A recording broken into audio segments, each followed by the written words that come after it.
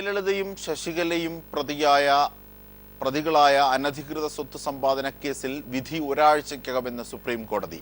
വിധി വൈകുന്നതായി കർണാടക അഭിഭാഷകൻ സുപ്രീം കോടതിയിൽ ചൂണ്ടിക്കാട്ടിയപ്പോഴാണ് ഇക്കാര്യം വ്യക്തമാക്കുന്നത്. വിവരങ്ങളുമായി മനു ശങ്കരൻ ഞങ്ങളുടെ പ്രതിനിധി ചേരുകയാണ്. മനു, ഒരുപക്ഷെ ശശികല മുഖ്യമന്ത്രിയായി സത്യപ്രതിജ്ഞ ചെയ്യാനിരിക്കുന്ന വേളയിൽ തന്നെ അതിന് മുൻപായി വിധിയെത്തും എന്ന സൂചനയാണോ ഇപ്പോൾ ലഭിക്കുന്നത്? തീർച്ചയായും അങ്ങനെയാണ് ഇപ്പോൾ ലഭിക്കുന്നത്. ഒരാഴ്ചക്കുള്ളിൽ തന്നെ അനധികൃത സ്വത്ത് സമ്പാദന കേസിൽ വിധി പറയുമെന്നാണ് സുപ്രീം കോടതി ഇപ്പോൾ വ്യക്തമാക്കിയിട്ടുള്ളത്. അനധികൃത സ്വത്ത് സമ്പാദന കേസിൽ വിധി പറയുന്നത് സുപ്രീം കോടതി വൈകിപ്പിക്കുന്നു എന്ന് ചൂണ്ടിക്കാട്ടിക്കൊണ്ട് കർണാടക സർക്കാരിന് വേണ്ടി അഭിഭാഷകനാണ് സുപ്രീം കോടതിയെ സമീപിച്ചത്. കോടതിയിൽ ഇക്കാര്യം ചൂണ്ടിക്കാട്ടിയപ്പോൾ ഒരാഴ്ചക്കകം തന്നെ വിധി പറയുമെന്നാണ് സുപ്രീം കോടതി മൂന്നംഗ ബെഞ്ച് വ്യക്തമാക്കിയിട്ടുള്ളത്. ഈ കേസിൽ വാദം പൂർണ്ണമായും പൂർത്തിയായതാണ്. ഇനി വിധി പറയാൻ മാത്രമേ ബാക്കിയുള്ളൂ.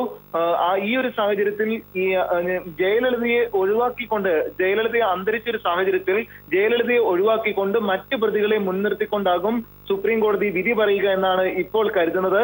ജയലളിതയെ ഒഴിവാക്കപ്പെടുമ്പോൾ മുഖ്യപ്രതിയായി വരുന്നത് തോഴിയും ഇപ്പോൾ തമിഴ്നാട് മുഖ്യമന്ത്രി സ്ഥാനത്തേക്ക് പോലും എത്തുന്ന ശശികലയാണ് എന്നത് വളരെ ശ്രദ്ധേയമാണ്. ഈ ഒരു സാഹചര്യത്തിൽ ഇത്തരമൊരു സുപ്രീം കോടതി വിധി വരുമ്പോൾ മുഖ്യമന്ത്രി സ്ഥാനത്തേക്ക് ഈ വ്യാഴാഴ്ചയാണ് ശശികല സത്യപ്രതിജ്ഞ ചെയ്യും എന്ന് ഇപ്പോൾ മനസ്സിലാക്കുന്നത്. ഇന്നോ നാളെയോ തന്നെ ഗവർണറെ കണ്ട് ശശികല ഈ അണ്ണാ DMK MLA-മാരുടെ പിന്തുണ കൂടി അറിയിക്കാൻ ഇരിക്കുകയാണ്. ഇന്നലെ പാർട്ടി ആസ്ഥാനത്ത് അണ്ണാ DMK MLA-മാർ യോഗം ചേരുകയും ശശികലയെ നിയമസഭാ കക്ഷി നേതാവായി തെരഞ്ഞെടുക്കുകയും ചെയ്തിരുന്നു. ഈ ഒരു സാഹചര്യത്തിലാണ് ഈ ശശികല കൂടി ഉൾപ്പെട്ട കേസിൽ ഈ ഒരാഴ്ചക്കകം തന്നെ വിധി പറയുമെന്ന് ഇപ്പോൾ സുപ്രീം കോടതി വ്യക്തമാക്കിയിട്ടുള്ളത്. അജിം ഷാ, തീർച്ചയായും മനു, അതായത് ശശികലയും സുധാകരനും ഇളവരശിയും അടക്കം ഝാൻസി ഭൂമി ഇടപാട് അടക്കമുള്ള അനധികൃത സ്വത്ത് സമ്പാദന കേസിൽ ഉൾപ്പെട്ടിട്ടുണ്ട്. ഒരുപക്ഷെ ജയലളിതയേക്കാൾ വലിയ റോൾ ശശികലയ്ക്കുണ്ട് എന്ന് ബോധ്യമാകുന്നതാണ് കുറ്റപത്രത്തിലെ വാക്യങ്ങൾ. പോയസ് ഗാർഡനിൽ വെച്ച് പണം കൈമാറി എന്ന് മാത്രമേ ഉള്ളൂ എന്ന രീതിയിലേക്ക് പോയി. ഒരുപക്ഷെ ജയലളിതയേക്കാൾ വലിയ കുറ്റകൃത്യം ശശികലയിലേക്ക് എത്താൻ സാധ്യതയുണ്ട് എന്ന് കുറ്റപത്രത്തിന്റെ അടിസ്ഥാനത്തിൽ നിയമവിദഗ്ധർ വിശകലനം ചെയ്യുന്ന ഒരു സാഹചര്യത്തിൽ കൂടിയാണ് വിധിയെത്തുന്നത് എന്നത് നിർണായകമാണോ?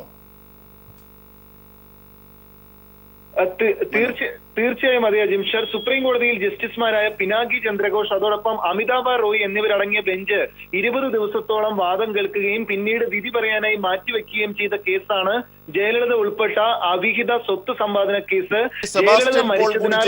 മനു, ഇപ്പോൾ നമ്മോടൊപ്പം ശ്രീ സെബാസ്റ്റ്യൻ പോൾ കൂടി ചേരുകയാണ്. ശ്രീ സെബാസ്റ്റ്യൻ പോൾ, ഒരുപക്ഷെ ജയലളിത നേരിട്ടതിനേക്കാൾ വലിയ നിയമപ്രശ്നം നേരിടാൻ സാധ്യതയുണ്ട് ശശികല എന്ന രീതിയിലേക്കുള്ള അനുമാനങ്ങളും വിലയിരുത്തലുകളും നിയമവിദഗ്ധർ നടത്തുന്ന ഒരു ഘട്ടത്തിൽ കൂടിയാണ് വിധി എത്രയും പെട്ടെന്ന് പുറപ്പെടുവിക്കും ഒരാഴ്ചക്കുള്ളിൽ പുറപ്പെടുവിക്കുമെന്ന എന്നൊരു സൂചന സുപ്രീം കോടതിയിൽ നിന്ന് എത്തുന്നത്. ഇതിനെ ശശികലയുടെ മുഖ്യമന്ത്രി സ്ഥാന അവരോധവുമായി ബന്ധപ്പെട്ട് എങ്ങനെ കാണാനാകും? അല്ല, ശശികല മുഖ്യമന്ത്രിയാകാൻ പോകുന്നു എന്ന് കേട്ടപ്പോൾ തന്നെ പലരും ചൂണ്ടിക്കാണിച്ച ഒരു അപകടം, അവർ പ്രതിയായ അഴിമതി കേസിൽ സുപ്രീം കോടതി വിധി വരാനിരിക്കുന്നു. ആ വിധി എങ്ങനെയായിരിക്കും എന്നൊക്കെ മുൻകൂട്ടി പറയാൻ കഴിയില്ലല്ലോ. ആ വിധി പ്രതികൂലമായാൽ അത് ശശികലയെ പ്രതികൂലമായി ബാധിക്കും എന്ന കാര്യത്തിൽ സംശയമൊന്നുമില്ല. അവർ വളരെ നിർണായകമായ ഘട്ടത്തിലാണ് സുപ്രീം കോടതി ഒരാഴ്ചക്കുള്ളിൽ ഈ വിധി പറയും എന്ന് പറഞ്ഞിരിക്കുന്നത്. ശശികലയാണെങ്കിൽ സത്യപ്രതിജ്ഞയ്ക്കുള്ള ദിവസം നിശ്ചയിച്ചു കഴിഞ്ഞു, അത് വ്യാഴാഴ്ചയായിരിക്കും എന്ന് കേൾക്കുന്നു. ഒരുപക്ഷെ സത്യപ്രതിജ്ഞയും അതോടൊപ്പം സുപ്രീം കോടതി വിധിയും ഒരുമിച്ച് വന്നേക്കാം. വളരെ കൗതുകകരമായ അല്ലെങ്കിൽ ജിജ്ഞാസ ഉണർത്തുന്ന ഒരു സന്ദർഭമായി ഇത് മാറിയിരിക്കുന്നു. അത് തന്നെ, അത് പലപ്പോഴും അപൂർവമാണ്. ജയലളിതയായിട്ട് പോലും ജയിലിൽ പോകേണ്ടി വന്നു പല ഘട്ടങ്ങളിൽ. സ്റ്റേ ലഭിക്കുന്ന ഘട്ടം വരെയും അവർക്ക് ജയിലിൽ കിടക്കേണ്ടി വന്നു. ഏതാണ്ട് ഒക്ടോബർ 17-നാണെന്ന് തോന്നുന്നു അവരുടെ വിധി എത്തുന്നത്. ഒക്ടോബർ 18-ന് അവർക്ക് ജയിൽ മോചിതയായി. ഈ രീതിയിലേക്കൊക്കെ കാര്യങ്ങൾ കണ്ട ഒരു തമിഴ്നാട് രാഷ്ട്രീയമാണ് ഇന്ത്യക്കുള്ളത്. അങ്ങനെയാണെങ്കിൽ ഒരുപക്ഷെ ശശികലയ്ക്കും ആ രീതിയിലേക്കുള്ള പാത വെട്ടിത്തെളിക്കുന്ന സൂചനകൾ നിയമപരമായി ഇപ്പോൾ കാണാനാകുമോ? ഔചിത്യമില്ല അങ്ങനെ മുൻകൂട്ടി പറയുന്നത് എങ്കിൽ പോലും. അല്ല, സുപ്രീം കോടതി വിധി എന്ന് പറയുമ്പോൾ പിന്നെ അതിനപ്പുറത്തിന്റെ ഒരു അത് അന്തിമമായ വിധിയാണ്. ആ വിധി ജയലളിതയെ ശിക്ഷിക്കാൻ കഴിയില്ല, മരിച്ചു പോയിരിക്കുന്നു. പക്ഷേ ശശികലയ്ക്ക് അതിന്റെ കോൺസിക്വൻസിൽ നിന്ന് ഒഴിഞ്ഞു മാറാൻ കഴിയില്ല. അവർ കുറ്റക്കാരിയാണ് എന്ന് കണ്ടാൽ ആ ശിക്ഷ അനുഭവിച്ചേ മതിയാവൂ. അതിനർത്ഥം മുഖ്യമന്ത്രി സ്ഥാനമേറ്റ് 1-2 ദിവസത്തിനകം അവർക്ക് ആ ശിക്ഷ ഏറ്റുവാങ്ങേണ്ടി വന്നേക്കാം. എങ്ങനെയാണെന്ന് നമുക്ക് പറയാൻ കഴിയില്ലെങ്കിൽ പോലും. അപ്പൊ അതുകൊണ്ട് ആണ് ഇന്നലെ പല തരത്തിലുള്ള അനൗചിത്യങ്ങൾ, അപകടങ്ങൾ ഈ ചർച്ചകളിലൊക്കെ ചൂണ്ടിക്കാണിച്ചപ്പോഴും പ്രധാനപ്പെട്ട കാരണമായി ഇത് പറഞ്ഞത് സുപ്രീം കോടതി വിധി വരുന്നത് വരെ അവർ മുഖ്യമന്ത്രിയാണെങ്കിൽ നിവൃത്തിയില്ല, അവിടെ ഇരിക്കട്ടെ എന്ന് പറയാമായിരുന്നു. മുഖ്യമന്ത്രി അല്ലാത്ത, MLA അല്ലാത്ത ഒരാൾ മറ്റു ചില മാർഗങ്ങളിലൂടെ, ഭരണഘടനാപരമായി സാധുവായ മാർഗമാണെങ്കിൽ പോലും അത്ര ആശാസ്യമല്ലാത്ത മാർഗങ്ങളിലൂടെ ആ പദവിയിലേക്ക് വരുന്നതിന് പറ്റിയ സമയം അല്ല ഇത് എന്ന് ചൂണ്ടിക്കാണിച്ചത് ഈ സുപ്രീം കോടതിയിലെ കേസിനെ മുൻനിർത്തിയായിരുന്നു. അത് തന്നെയാണ് ശ്രീ സെബാസ്റ്റ്യൻ പോൾ. അതായത് ശശികലയും സുധാകരനും ഇളവരശിയും ചേർന്നുള്ള ആ കോക്കസ് ഒരുപക്ഷെ ജയലളിതയേക്കാൾ ഇതിനകത്ത് ഈ ഝാൻസി ഭൂമി ഇടപാടാകട്ടെ, അനധികൃത സ്വത്ത് സമ്പാദനമാകട്ടെ, ഇതിൽ ജയലളിതയേക്കാൾ റോൾ ഇവർക്കുണ്ട് എന്ന് കുറ്റപത്രത്തിന്റെ അടിസ്ഥാനത്തിൽ വിദഗ്ധർ വിലയിരുത്തുന്നുണ്ട്. ഒരുപക്ഷെ പോയസ് ഗാർഡനിൽ വെച്ച് പണം കൈമാറി എന്നത് മാത്രമാണ് ജയലളിതയിലേക്ക് കുറ്റം ആരോപിക്കപ്പെടുന്നതിന്റെ സാഹചര്യമായി ചൂണ്ടിക്കാട്ടപ്പെട്ടിരുന്നത്. അപ്പോൾ അതിനേക്കാൾ ഗുരുതരമായ സാന്നിധ്യം ആ കുറ്റകൃത്യത്തിൽ ശശികലയ്ക്കുണ്ട് എങ്കിൽ ഒരുപക്ഷെ വിധിയെ അടിസ്ഥാനപ്പെടുത്തിക്കൊണ്ട് സത്യപ്രതിജ്ഞ ചെയ്യാനാകുമോ ഇല്ലയോ എന്നുള്ളത് വിലയിരുത്താനുമാകും. അതെ, കുറ്റപത്രത്തെ അടിസ്ഥാനമാക്കി നമ്മൾ പരിശോധിച്ച ജയലളിതയേക്കാൾ ഗൗരവമായ കുറ്റം തന്നെയാണ് ശശികലയ്ക്കെതിരെ ഉള്ളത്. ശശികലയ്ക്കും അവരുടെ ഈ സുധാകരൻകാർക്കും അവർക്ക് എതിരെ ഉള്ളത്. അപ്പോൾ ജയലളിതയെ ഒരു വേള കുറ്റവിമുക്തിയാക്കിയാൽ പോലും അത് ശശികലയെ കുറ്റവിമുക്തിയാക്കുക എന്നതിന് ഗ്യാരണ്ടി അല്ല.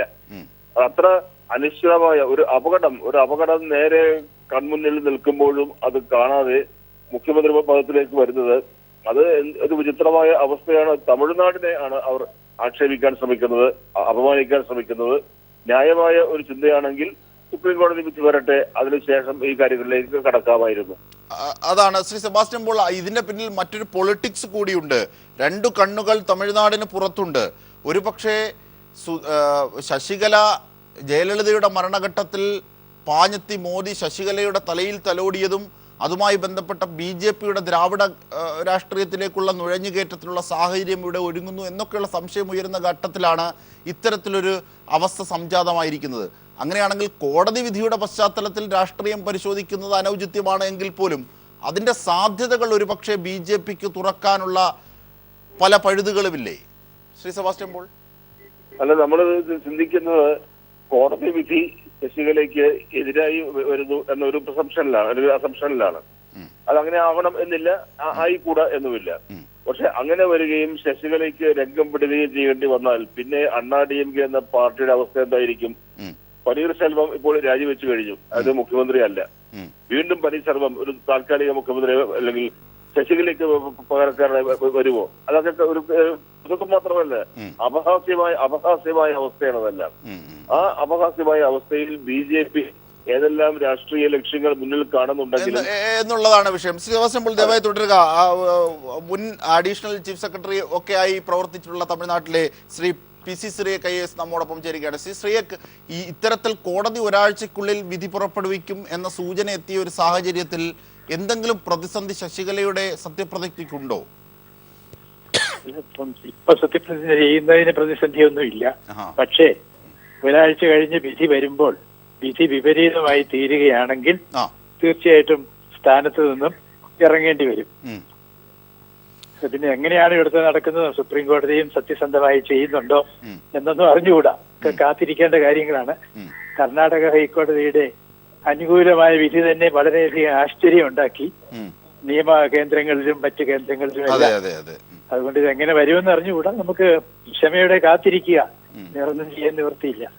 അല്ല, ഈ അവിടുത്തെ ഉദ്യോഗസ്ഥ വൃന്ദത്തിൽ പെട്ടിരുന്ന ഒരു വ്യക്തി എന്നുള്ള നിലയിൽ കൂടിയാണ് ശ്രീ PC ശ്രീയക് താങ്കളോട് ചോദിക്കുന്നത്. അതായത് ശശികല എന്ന വ്യക്തിക്ക് ഒരുപക്ഷെ തമിഴ്നാട് രാഷ്ട്രീയത്തിൽ ജനങ്ങളുമായി ബന്ധപ്പെട്ട് വലിയ ബന്ധമൊന്നുമില്ല, മറിച്ച് പാർട്ടിയെ ഹൈജാക്ക് ചെയ്യുന്നൊരു ഘട്ടമാണ് എന്നത്. ഇത് യഥാർത്ഥത്തിൽ ശശികലയ്ക്ക് പ്രതിസന്ധി ഉണ്ടാക്കുമോ? ഭരണരംഗത്ത് ശശികലയെ ഏതൊക്കെ രീതിയിലാക്കും സ്വാധീനിക്കുക? വിധി വരാനിരിക്കുന്നതേ ഉള്ളൂ എങ്കിൽ പോലും. ഹലോ ശ്രീ ശ്രീയക്, ഹലോ, കേൾക്കാമോ ശ്രീ ശ്രീയക്? പറഞ്ഞോളൂ. അതായത് ശശികലയ്ക്ക് ജനങ്ങളുമായി ബന്ധപ്പെട്ട് വലിയ സ്വാധീനമൊന്നുമില്ലെങ്കിൽ പോലും AIADMKയുടെ തലപ്പത്ത് പിടിക്കാനായി എന്നതാണ് ശശികലയുടെ നേട്ടമായി പൊതുവെ വിലയിരുത്തുന്നത്. അങ്ങനെയാണെങ്കിൽ ഭരണരംഗത്തേക്ക് ശശികല പ്രവേശിച്ചിരിക്കുന്നു ഇതിനകം തന്നെ. ആ രീതിയിലേക്ക് കാര്യങ്ങൾ എത്തിയിരിക്കുന്നു. ഷീല ഒക്കെ പോലുള്ള IAS, ഷീല ബാലകൃഷ്ണനെ പോലുള്ള IASകാർ അതിനു മുമ്പ് രാജിവെച്ചു, ജയലളിതയുടെ അടുപ്പക്കാരായിരുന്നവർ. ഈ രീതിയിലേക്ക് ഭരണത്തിലേക്ക് ശശികല കടന്നിരിക്കുന്നു. ഈ സാഹചര്യത്തിൽ ഇങ്ങനെ ഒരു വിധി വരാനിരിക്കുന്നു എന്നത് ശശികലയുടെ മുമ്പോട്ടുള്ള പോക്കിന് ഏതൊക്കെ രീതിയിൽ തടസ്സമാകും? വിധി അനുകൂലമോ പ്രതികൂലമോ ആയിക്കോട്ടെ. നിർഭാഗ്യകരമായ അവസ്ഥ തുടരും. വിധി അനുകൂലമല്ലെങ്കിൽ, വിധി പ്രതികൂലമാണെങ്കിൽ ഇറങ്ങേണ്ടി വരും. ഇതിനകത്ത് വേറെ മൂന്നാമതൊരു കാര്യമില്ല. ഇല്ല, അല്ല അങ്ങനെയല്ല. അനുകൂലം അല്ലെങ്കിൽ പ്രതികൂലം. അനുകൂലമാണെങ്കിൽ അവർക്ക് തുടരാൻ കഴിയും. അത് ശരിയോ തെറ്റോ നമ്മളിൽ പലർക്കും അഭിപ്രായ വ്യത്യാസം ഉണ്ടെങ്കിൽ പോലും അതെ, അനുകൂലമാണെങ്കിൽ തുടരും, പ്രതികൂലമാണെങ്കിൽ ഇറങ്ങും. അതൊക്കെ അതുകൊണ്ട് നമുക്ക് ക്ഷമയോടെ കാത്തിരിക്കുകയല്ല. അതൊക്കെ ശ്രീ അതൊക്കെ അങ്ങനെയല്ലേ സാധ്യമാകൂ. പക്ഷെ അതല്ല, ഇത്തരത്തിൽ ഒരു കുറ്റപത്രത്തിൽ ഇത്രയേറെ വലിയ സാന്നിധ്യമുള്ള ഒരു വ്യക്തി ജയലളിതയേക്കാൾ ഒരു പക്ഷേ വലിയ സാന്നിധ്യമാണ് ശശികലയ്ക്കും സുധാകരനും ഇളവരശിക്കും ഒക്കെ ഉള്ളത്. അങ്ങനെയാണെങ്കിൽ ശശികലയുടെ മുമ്പോട്ടുള്ള പ്രവർത്തനങ്ങളെയും ശശികലയുടെ സ്ഥാനാരോഹണത്തെയും ഒക്കെ ബാധിക്കാവുന്ന തരത്തിലേക്കുള്ള ഒരു അന്തരീക്ഷം ഈ വിധി ഒരാഴ്ചക്കുള്ളിൽ വരും എന്നത് സൃഷ്ടിക്കുന്നില്ലേ? വിധിയെ പറ്റി അവർക്കിപ്പം എന്തെങ്കിലും വിഷമം ഉണ്ടായിരുന്നെങ്കിൽ ഇങ്ങനൊരു നടപടിക്ക് ഇപ്പം തുനിയുമായിരുന്നില്ല. വിധി അനുകൂലമായി വരുമെന്നുള്ള ഒരു ആത്മവിശ്വാസത്തോടു കൂടി അവർ മുൻപോട്ട് പോകുന്നു. ഇനി അധികം കിട്ടിക്കഴിയുമ്പോൾ വിധി അനുകൂലമാക്കി മാറ്റാൻ കഴിയും എന്ന് പ്രതീക്ഷിക്കുന്നുണ്ടോ എന്നും അറിഞ്ഞുകൂടാ. ഏതായാലും നമുക്കതേപ്പറ്റിയൊക്കെ വെറുതെ ഉദ്ദേശിക്കുകയും എന്തെങ്കിലുമൊക്കെ പറയുകയും ചെയ്യുകയല്ലാതെ നിശ്ചിതമായിട്ട് നമുക്ക് അറിഞ്ഞുകൂടാ എന്താ സംഭവിക്കാൻ. അതെ, അല്ല, ഈ കുറ്റപത്രത്തിന്റെ ഒരു സ്വഭാവം വെച്ചിട്ട് വിധി നമ്മൾ മുൻകൂട്ടി പറയുന്ന ഔചിത്യമല്ല എങ്കിൽ പോലും കുറ്റപത്രത്തിന്റെ ഒരു സ്വഭാവം വെച്ചിട്ട് ഏത് രീതിയിലേക്കാകും കാര്യങ്ങൾ പുരോഗമിക്കുക എന്ന് താങ്കളെ പോലെ ഒരു വിദഗ്ധനെ വിലയിരുത്താം ഈ ഘട്ടത്തിൽ. കർണാടക കോടതിയുടെ ജഡ്ജ്മെന്റ് തന്നെ അനുകൂലമായിട്ട് വരുമെന്ന് ആരും കരുതിയതല്ല. അല്ല, അത് അനുകൂലമായിട്ട് നേടിയെടുത്തു അവർ.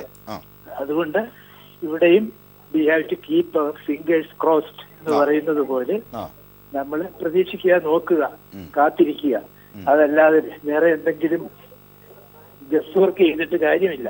കാരണം നമുക്ക് അറിഞ്ഞുകൂടാ എന്താ സംഭവിക്കാൻ പോകുന്നത്. അത് വരുമ്പോ അനുകൂലമാണെങ്കിൽ അവർ തുടരും, പ്രതികൂലമാണെങ്കിൽ ഇറങ്ങേണ്ടി വരും, സംശയമില്ല. ശരി, ശ്രീ ഈ നിമിഷം ഞങ്ങളോട് സഹകരിച്ചതിന്. ശ്രീ സെബാസ്റ്റ്യൻ പോളിലേക്ക് തന്നെ. ശ്രീ സെബാസ്റ്റ്യൻ പോൾ, അതായത് ഒരു പക്ഷേ ശശികലയ്ക്ക് അനുകൂലമായി കാര്യങ്ങളെത്തിയാൽ അതൊരു വലിയ വിജയമായി കാണാം. ജനവിധി ഉപതെരഞ്ഞെടുപ്പിലൂടെ RK പുരത്ത് വരാനിരിക്കുന്നു, RK നഗറിൽ വരാനിരിക്കുന്നു എന്നുള്ളത് മറ്റൊരു കാര്യം. എങ്കിലും ശശികലയ്ക്ക് മുമ്പോട്ട് പോകാം. പക്ഷെ പ്രതികൂലമാണെങ്കിൽ ശശികലയ്ക്ക് എന്തൊക്കെ സാധ്യതകളാകും മുമ്പിലുണ്ടാവുക?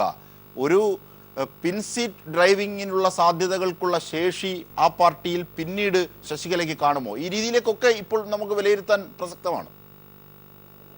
അല്ല, സുപ്രീം കോടതി വിധി പ്രതികൂലമായാൽ വളരെ കൗതുകകരമായ പല അവസ്ഥകളും തമിഴ്നാട്ടിൽ ഉണ്ടാകും. ഇപ്പോൾ വിചാരണ നടത്തിയ കോടതി വളരെ വിശദമായ ഒരു വിധി എഴുതിയിട്ടുണ്ട്. അത് സാമാന്യ നിയമം അറിയാവുന്നവർക്കെല്ലാം യുക്തിസഹമായി തോന്നിയ വിധി തന്നെയാണത്. കർണാടക ഹൈക്കോടതി അത് മാറ്റി എഴുതി എന്നത് ഒരു വശം നിൽക്കുമ്പോഴും സുപ്രീം കോടതിയിൽ എന്തായിരിക്കും സംഭവിക്കുക എന്ന് ചോദിച്ചാൽ, ന്യായമായി സംഭവിക്കാൻ ഇടയുള്ളത് വിചാരണ കോടതിയുടെ വിധി ശരിവയ്ക്കുക എന്നുള്ളത് തന്നെയായിരിക്കും. അങ്ങനെ വന്നാൽ ശിക്ഷ അനുഭവിക്കുകയല്ലാതെ ശശികലയ്ക്ക് മറ്റൊരു മാർഗമില്ല. അതൊരു മുൻ മുഖ്യമന്ത്രി എന്ന നിലയിൽ ജയിലിൽ പോകുന്നതിനുള്ള സൗഭാഗ്യം അവർക്കുണ്ടാകും എന്ന് മാത്രമേ ഉള്ളൂ. തമിഴ്നാട്ടിൽ സംഭവിക്കാൻ പോകുന്നത് വലിയ തോതിലുള്ള അപകടങ്ങൾ, രാഷ്ട്രീയമായ അപകടങ്ങൾ അവിടെ ഉണ്ടാകാൻ പോവുകയാണ്. ഭൂരിപക്ഷമുള്ള പാർട്ടി അവരുടെ പാർട്ടിയാണ്, അണ്ണാ DMK ആണ്. അവിടെ ഇപ്പോൾ മുഖ്യമന്ത്രിയില്ല, പനീർശെൽവം രാജിവെച്ചിരിക്കുന്നു. വീണ്ടും ആ പാർട്ടി എന്ത് ചെയ്യും? അപ്പുറത്ത് വളരെ തന്ത്രശാലിയായ സ്റ്റാലിൻ നിൽപ്പുണ്ട്. DMKയും അണ്ണാ DMKയും തമ്മിലുള്ള വ്യത്യാസം അത്ര അധികമൊന്നും അവിടെ ഇല്ല, MLA-മാരുടെ എണ്ണം നോക്കുമ്പോൾ. അങ്ങനെയുള്ള അവസ്ഥയിൽ രാഷ്ട്രീയമായ അനിശ്ചിതത്വം അവിടെ ഉണ്ടാകാൻ പോകുന്നു. അതിലെനിക്ക് തോന്നുന്നു ഒരു ദ്രാവിഡ പാർട്ടിയുടെ തകർച്ചയുടെ തുടക്കമായി അതിനെ കാണേണ്ടി വരും. ദീപയുടെ സാന്നിധ്യവും സ്റ്റാലിന്റെ സാന്നിധ്യവും ഒരുപക്ഷെ പ്രതിപക്ഷം എന്ന നിലയിൽ DMKക്ക് വലിയ ശേഷി ഇപ്പോൾ കൈവരാനായിട്ടില്ല. ഒരുപക്ഷെ സ്റ്റാലിൻ ഏറ്റവും പുതിയ ചില പ്രസ്താവനകൾ നടത്തി രംഗപ്രവേശനം ചെയ്യാനുള്ള സാധ്യതകളൊക്കെ മിനുക്കിയെടുത്തിട്ടുണ്ട് എങ്കിൽ പോലും ഇതുവരെയും നമുക്ക് അങ്ങനെ ഒരു കാണാനാകില്ല. പക്ഷെ പിന്നീട് AIADMKയുടെ സാധ്യതകൾ വഴിമാറ്റിവിടാൻ ഒരു മേഖലയുള്ളത് ദീപയാണ്. അതായത് ജയലളിതയുടെ സഹോദരപുത്രി. അതെ, ആ സാധ്യതകളെ എങ്ങനെയാണ് തമിഴ് രാഷ്ട്രീയം വിലയിരുത്തുന്നത്? അല്ല, ദീപയുടെ വരവ്, അവരുടെ ഇപ്പോഴത്തെ നിലപാട്, അവർ ഉയർത്തുന്ന പ്രതീക്ഷകൾ അതത്ര നിസ്സാരമായി തള്ളിക്കളയാൻ കഴിയില്ല. ഒരുപക്ഷെ ഒരു ഏറ്റുമുട്ടൽ ഉണ്ടായാൽ സുപ്രീം കോടതി വിധിയോടെ ദുർബല മാത്രമല്ല അപ്രസക്തിയായി മാറുന്ന ശശികല ആ ഒരു വിടവിൽ ആ പാർട്ടിക്ക് ബദലായി ഒരു രാഷ്ട്രീയ ശക്തിയെ ദീപ ഉയർന്നു വരുന്നതിനുള്ള സാധ്യത വളരെ കൂടുതലാണ്. നമുക്കത് നിസ്സാരമായി കാരണം പ്രത്യേകിച്ച് തമിഴ്നാട്ടിലെ വൈകാരികമായ ഒരു നിലവാരം നമുക്കറിയാം. ഒരുപക്ഷെ ജയലളിതയുടെ രൂപസാദൃശ്യമൊക്കെ ഉള്ളത് കൊണ്ട് അതിന് കൂടുതൽ ഊർജം പകർന്നേക്കാം ദീപയ്ക്ക്, അല്ലേ? അതെ, അവർ പറയുന്ന അമ്മയുടെ പിന്തുടർച്ച അവർ ദീപയ്ക്ക് നൽകിക്കൂടാ എന്നില്ല. ഇല്ല, അതാണ് തീർച്ചയായും. വളരെ നന്ദി ഈ ഘട്ടത്തിൽ ഞങ്ങളോട് പ്രതികരിച്ചതിന് ശ്രീ സെബാസ്റ്റ്യൻ പോൾ. ശശികല, നിയുക്ത മുഖ്യമന്ത്രിയായ ശശികലക്കെതിരായ വിധി, അനധികൃത സ്വത്ത് സമ്പാദനവുമായി ബന്ധപ്പെട്ട വിധി ഒരാഴ്ചക്കുള്ളിൽ പുറപ്പെടുവിക്കുമെന്ന സൂചനയാണ് സുപ്രീം കോടതിയിൽ നിന്നും എത്തിയിരിക്കുന്നത്. ഈ വിഷയത്തിലാണ് ശ്രീ സെബാസ്റ്റ്യൻ പോളും PC സിറിയക്കും നമ്മളോടൊപ്പം സഹകരിച്ചത്. ഒപ്പം വാർത്തയുടെ വിവരങ്ങളാണ് മനു ശങ്കരൻ നൽകിയത്.